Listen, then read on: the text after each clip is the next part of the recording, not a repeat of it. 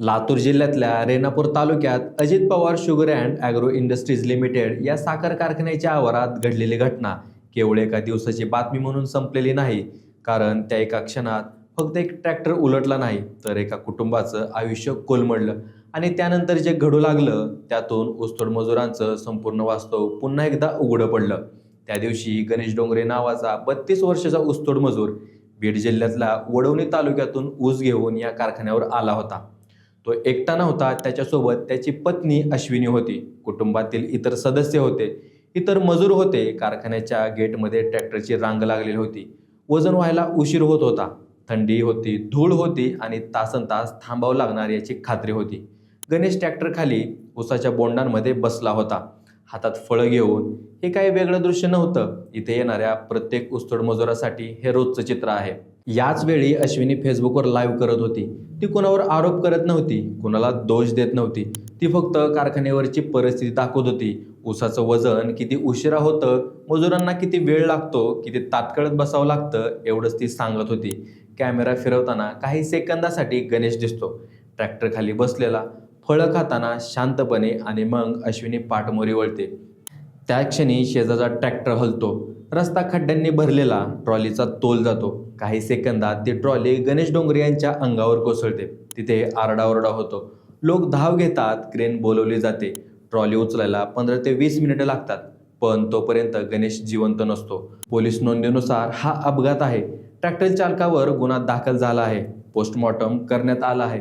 तपास सुरू आहे आणि अंतिम निष्कर्ष न्यायालयाच्या प्रक्रियेतूनच ठरणार आहे, हेही स्पष्ट आहे. पण या घटनेनंतर घडलेली पुढची घडामोड ही या कथेला थांबू देत नाही. कारण गणेश डोंगरे फक्त एक ऊसतोड मजूर नव्हता, तो सोशल मीडियावर ओळखला जाणारा चेहरा होता.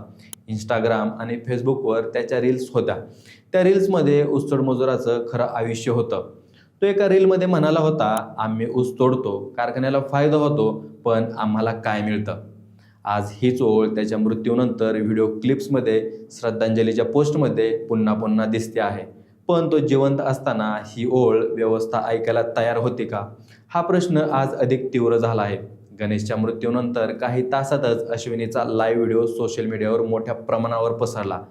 महाराष्ट्रभरातून प्रतिक्रिया येऊ लागल्या. बीड, लातूर, मराठवाडा, विदर्भ अशा सगळीकडे ऊसतोड मजुरांच्या जगण्यावर चर्चा सुरू झाली. अनेकांनी या घटनेला केवळ अपघात न म्हणता वर्षानुवर्षाच्या निष्काळजीपणाचा परिणाम म्हटलं. कारण या कारखान्याच्या परिसरात याआधी ट्रॅक्टर उलटण्याच्या घटना घडल्या होत्या. 2025मध्ये इथेच 2 मजूर जखमी झाले होते. रस्त्याची अवस्था खराब असल्याच्या तक्रारी झाल्या होत्या. दुरुस्तीची आश्वासनं दिली गेली होती, पण प्रत्यक्षात रस्त्याची अवस्था फारशी बदललेली नव्हती, असं स्थानिक मजूर आणि नातेवाईक सांगतात. या घटनेनंतर आणखी एक घडामोड समोर आली. गणेश डोंगरे यांच्या कुटुंबाला मदत देण्याची मागणी जोर धरू लागली. नातेवाईक, स्थानिक नागरिक, सामाजिक कार्यकर्ते आणि सोशल मीडियावरचे अनेक लोक यांनी उघडपणे मागणी केली की गणेश यांच्या कुटुंबाला किमान 25 लाख रुपयांची आर्थिक मदत मिळावी आणि कुटुंबासाठी घराची व्यवस्था व्हावी.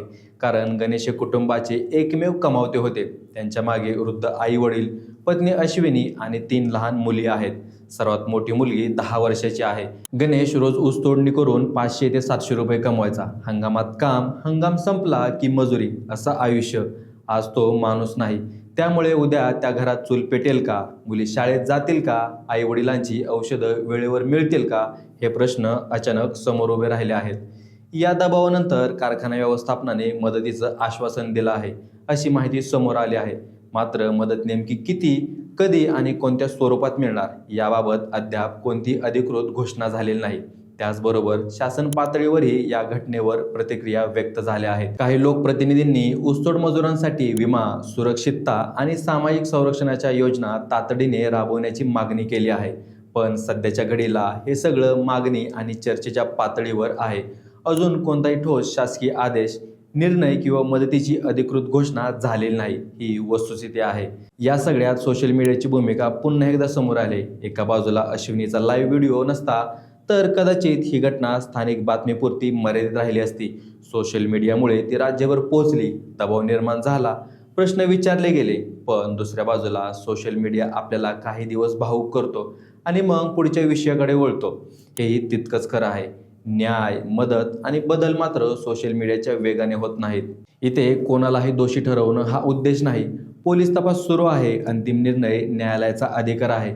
पण एक सामान्य नागरिक म्हणून, एक पालक म्हणून, एक मजूर म्हणून हा प्रश्न विचारणं गैर नाही की ऊसतोड मजुरांच्या जीवाची जबाबदारी नेमकी कोणाची आहे?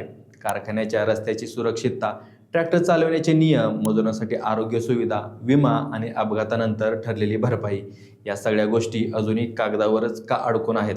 आज गणेश डोंगरे हे नाव चर्चेत आहे. आज त्यांचे रील्स व्हायरल आहेत. आज त्यांच्या कुटुंबासाठी मदतीची मागणी होते आहे. पण काही महिने, काही वर्षांनी हे नाव मागे पडेल आणि दुसरं एखादं नाव समोर येईल का? हा प्रश्न अस्वस्थ करतो. कारण जोपर्यंत व्यवस्था बदलत नाही, तोपर्यंत नावं बदलतील, कथा मात्र बदलणार नाहीत. आजच्या व्हिडिओत इतकंच. पुढच्या व्हिडिओत नवीन विषयासोबत पुन्हा भेटू. या बोलूया. धन्यवाद.